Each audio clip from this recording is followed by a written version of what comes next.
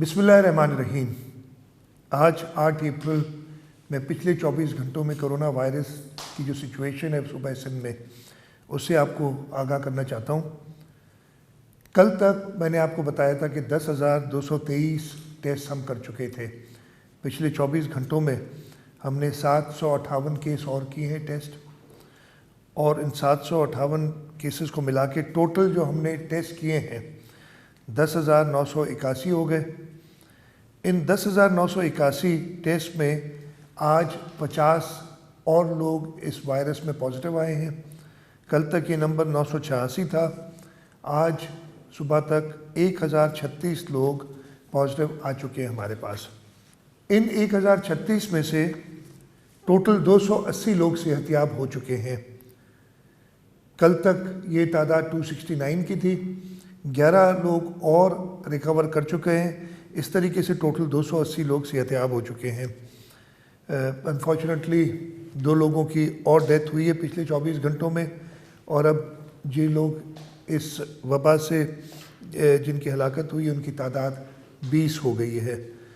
इस वक्त बाकी जो हमारे पास एक्टिव पेशेंट्स हैं उनमें 382 होम आइसोलेशन में हैं, 97 पेशेंट जो गवर्नमेंट रन आइसोलेशन सेंटर्स हैं उसमें हैं, और 257 पेशेंट इस वक्त प्राइवेट और जो पब्लिक हॉस्पिटल्स हैं उनमें मिला के 257 पेशेंट हैं।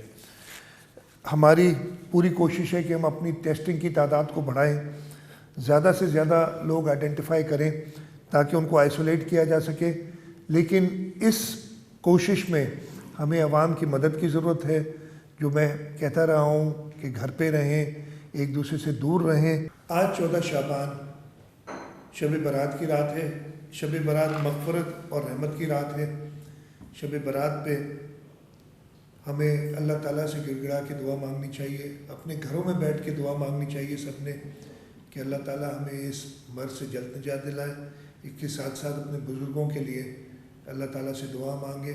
मैं उलमाए दीन से भी कहूँगा कि वो टेलीविज़न पे लोगों को ताकीद करें कि वो घरों पे दुआ मांगें, और सब उलमा इकराम भी अगर टेलीविज़न पे ये सब इज्तिमाई दुआ कराएं सबसे, ताकि अल्लाह ताला इस मूज़ी मर्ज़ से हमें जल्द निजात दिलाए। इस दुआ मग़फ़रत की रात में अल्लाह ताला आपकी इबादत, आपकी दुआएं कबूल करता है।